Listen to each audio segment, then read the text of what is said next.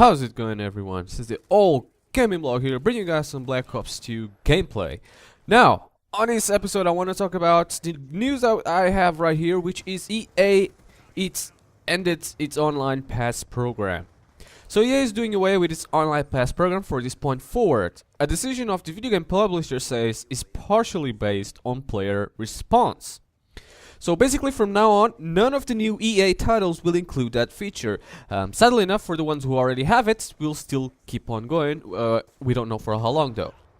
So basically, the online pass, which is a very controversial decision of EA, is a code that activates a pass basically, which is one-time use only. So you need a new code if the publisher, if you're playing the game on another console, or if you bought the pre-owned. So you need to obviously buy another online pass, which is only a fraction of the total cost of the game. But players never actually embraced the feature. For the contrary, they actually hated it. And I don't think anybody has ever concealed their dislike about this. Alright, so pretty much nearly every EA game nowadays that has online features always also comes with an online pass, which is a little bit of bullcrap. So basically, publishers were worried, right, that consumers were buying games used instead of new, especially big games with popular multiplayer modes. So the online pass became a way that publishers forced consumers to either buy the game new or pay extra for online. But from this point forward, you won't need to buy an online pass for EA's games online. You can buy pre-owned games now and play them for free, which I suppose is good news. However, and this is great news that they're actually going to end it and actually listening to the consumers, and they're actually starting to trying to better themselves. It's great news, don't get me wrong, but I'm a little bit cynical, and I see good news and I embrace good news, but I also see what else could they bring, because it's great that EA are trying to better themselves by bringing a new CEO to manage the company, by getting Star Wars, to develop it, by doing all the restructurings that they're doing and all the improvements. This is a new year. They've been voted the worst company in America twice in a row. I can see that they want to change that. They want to change their image. They want to change everything about themselves. I understand that. That's not an issue. What is an issue though is that change takes time, and they're changing a lot very fast. So that leads me to believe that they're changing, but for what it seems now, to the better. But I don't know if it's going to be for the better, right? So this is good news, but what does it really mean? It ends the online pass bullshit, but then what is it going to add, Their future games are not going to have an online pass, but does it mean that they're all going to have a lot of microtransactions? I mean, they're gonna have to make their money back one way or another.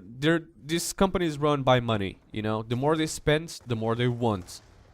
Sometimes it's best not to spend as much, then the rewards are gonna be greater, but whatever. So, basically what we are concerned at the moment is, are they going to use any other DRM methods instead of this one?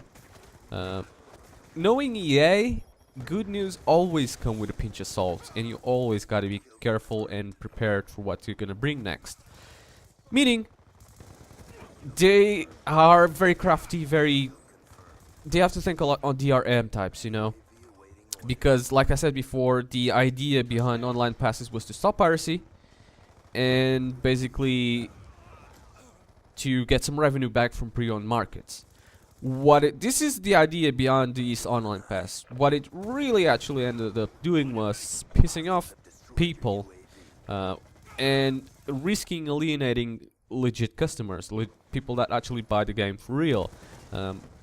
By implementing certain features, you actually risk yourself being boycotted and being alienated and losing a lot more money than you'd actually make.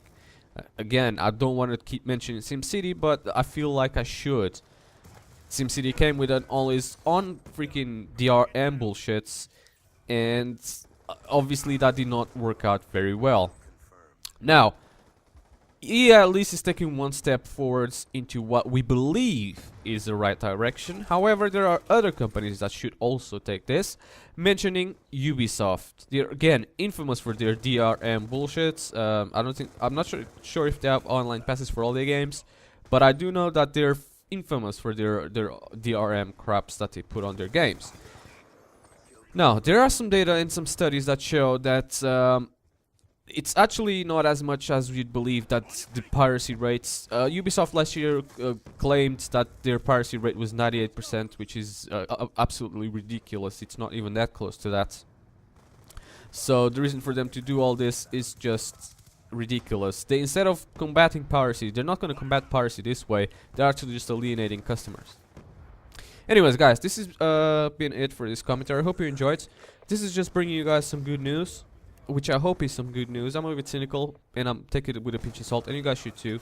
But I hope you enjoyed this video. Give it a like if you liked the video. Subscribe if you're not already, and leave me a comment. Do you think that they're for real? It's legit. They're actually just trying to better themselves and make a better company, or do you think they have something else under their sleeve?